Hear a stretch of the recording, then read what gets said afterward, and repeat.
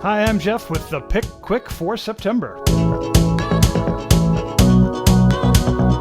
Now remember, all of the picks we're going to show you today are listed on our website, thepickcast.com/quick, and also on our YouTube channel. If you're watching us on YouTube, it's probably right down below here. So anyway, enjoy.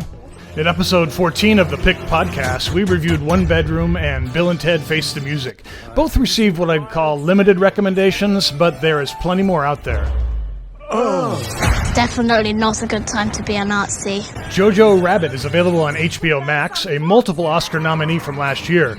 This is a funny and touching story of a young boy and his mother in World War II Germany. This is my movie pick of the month. Great performances by director Taika Waititi as Hitler and Scarlett Johansson, who was nominated for her role as the boy's mother. And we gotta mention this kid, Roman Griffin Davis. Great job in his first acting role.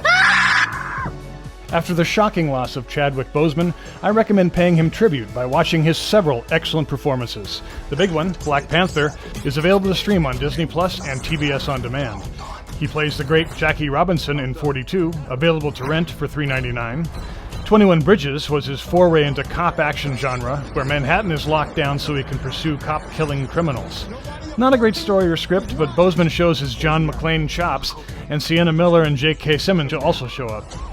Worth the watch, available on Showtime or for purchase. Message from the King is a Netflix original release from 2019. Boseman comes from South Africa to find his sister, who is missing in Los Angeles. This has echoes of Steven Soderbergh's Salami, although without the humor. Boseman's performance is the main reason to watch this one. And finally, there's Marshall, where he stars as Supreme Court Justice Thurgood Marshall. Available on Showtime or for rent. On the TV series front, HBO Max launched their original sci-fi epic Raised by Wolves. It's a wholly original and compelling take on a future universe where we're an endangered species, and androids are tasked with raising human children. Pretty trippy and strange, but I like it so far. Also on HBO, Lovecraft Country continues to delight and surprise, basically switching up its genre each episode, from creature feature to haunted house to Indiana Jones type adventure, all set in Jim Crow America of the 1950s. Season 2 of Boys is on Amazon Prime, and it gets right down to its brand of nitty-gritty, gory, and funny subversive superhero characters who are secretly a bunch of villainous jerks. Kill. I love this show, but it can be over-the-top, crude, vulgar, and violent, so beware. Oh, good! Another Netflix original, Away, is a more conventional production. Kind of feels like a CBS show. Hilary Swank leads a team on the first manned mission to Mars. Heavier on human drama than the sci-fi. I couldn't connect with it, but my wife loved it.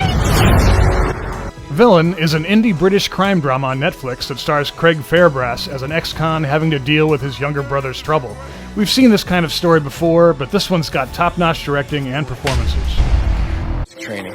Safety Not Guaranteed recently was picked up by Netflix. It's from 2011 and was Aubrey Plaza's first leading role. It's a sweet comedy about some magazine reporters seeking a story about a guy who claims he can time travel. And a couple for you film lovers, you know, if you're the type that calls them films rather than movies. First we have De Palma on Netflix, a straightforward documentary with director Brian De Palma walking us through his career one film at a time, from his greats such as Dressed to Kill and The Untouchables, to his stinkers like Body Double and Bonfire of the Vanities. A great document of his mixed success and an insightful peek into Hollywood filmmaking. I think you're bending things. Huh? What? Did you say something? I don't think so. And some will call it one of the best films of the year, and others will simply say, what the hell?